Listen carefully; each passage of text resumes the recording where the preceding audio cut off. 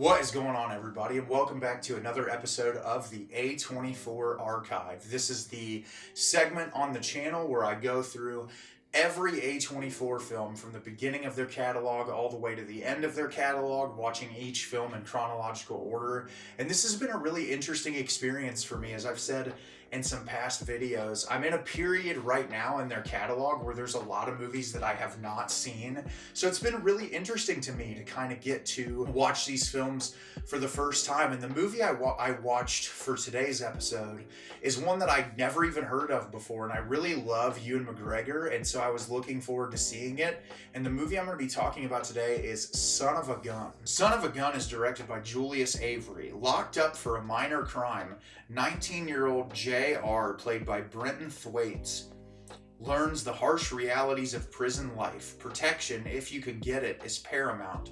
J.R. soon finds himself under the watchful eye of Australia's most notorious criminal, Brendan Lynch, played by Ewan McGregor, but protection comes at a price. So when I looked up this film on Letterboxd originally, it did not have the greatest reviews. I saw a lot of 1.5, 2 stars, and then above that, typically like 3 to 3.5, kind of run-of-the-mill.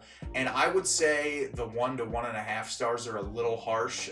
This movie is not awful, but it is just kind of run-of-the-mill, and you can see that it pulls from a lot of films that have already existed, crime dramas, prison escape movies that have done it way better, and just takes a lot of those cliches and puts them throughout the film. Ewan McGregor does give a really great performance in this movie. I felt like he did a really great job. But the problem I have with this film is the first 20 minutes of the movie is far more interesting than the remaining hour and 20 minutes. And this film should never have been an hour and 40 minutes long. It's way too bloated and it's super repetitive. But essentially, like the plot description says, is that you have our lead character, JR, who's this 19-year-old kid who gets locked up for just a petty crime. He doesn't really have any family, he doesn't really have anyone around him, and he goes into jail, and when he's there for the first couple of days, he sees Ewan McGregor playing chess with someone, and he walks over to the table and he makes a comment of like, hey, you're gonna lose in 2 moves, and Ewan McGregor's kind of caught off guard and says, what are you talking about? And he says that he does 2 different moves on the chessboard, and Ewan McGregor kind of laughs it off, and he gets ready to sit down, and Ewan McGregor's like, I didn't tell you to sit here, and he ends up walking away. So the kid who JR shares a bunk with, it's implied that he is being raped by other people in the prison. And one day when he gets ready to, those guys get ready to rape that kid, he stands up for him, and he goes over and he gets in a fight with the kid, and he says, hey, hit me. And they get in a fight, and that's to protect him from having that happen. Well, what ends up happening is the guys get more upset and they end up raping that kid again. It's implied, it's never shown. And then the kid ends up killing himself in the first like 10 minutes of the film. Ewan McGregor ends up calling JR to his room, and he says, hey, you realize while you're in here, you're gonna need protection. And he's like, okay, and he talks to him and he's like, hey, I know you're only in here for a couple months. If you do these things for me, I'll watch out for you. So one day, he's like, just think about it. Don't answer me right now. So one day, JR's walking back to his cell, and those guys who were raping that other kid grab him and throw him in the bathroom, and they get ready to, they like rip his pants off of him, and Ewan McGregor and the guys that are with him run in there and beat the shit out of those other guys, and they save JR's life. So JR feels indebted to them. Well, then you jump to where literally in the first 12 minutes of the movie, JR's out of jail, and he's doing all of these little things for Ewan McGregor. And in the first 20 minutes of the film, there's a prison break sequence where they're having JR break them out of jail. And then the rest of the movie is Ewan McGregor gets out of jail with those guys, and they just start running heists together, and it becomes a really generic heist film where Alicia Vikander shows up, who I really like. I think she's an incredible actress.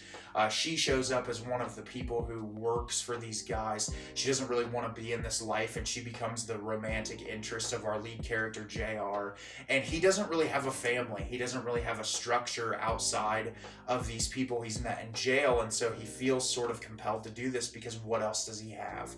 And that's really the remainder of the runtime, is just like the setups and the double cross bosses and all the things that you can assume would happen in a traditional generic crime thriller. The cinematography in this really isn't that interesting. The score didn't really enamor me very much. It was just one of those movies where I found myself constantly pulling myself out of it because I felt like it could have been so much more. And that's always disappointing to me when I watch a film that there's a lot of really great potential for a film to be really incredible. In this movie, that first 20 minutes really enamored me, and I thought the lead character, JR, was really giving a solid performance. I thought that his character was interesting enough to keep me immersed, and obviously Ewan McGregor is a phenomenal actor, and he was really giving his all to the performance. But I found myself about halfway through just really losing interest and not caring as much. And that's not to say that this movie is awful. I think it's very watchable, but I would say as far as like A24's entire catalog,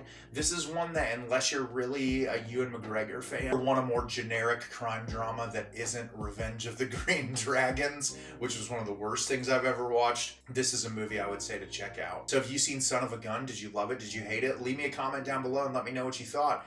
I thought this movie was mediocre. I didn't think it was anything special. I didn't think it was anything terrible. Just really run-of-the-mill, which was incredibly unfortunate. As always, if you can like the video and subscribe to the channel, helps me out a lot and lets me know the type of content you're looking for. I'm always putting out new material and look forward to getting more out for you in the near future. And as always, everyone, thank you so much for watching and have a great rest of your day.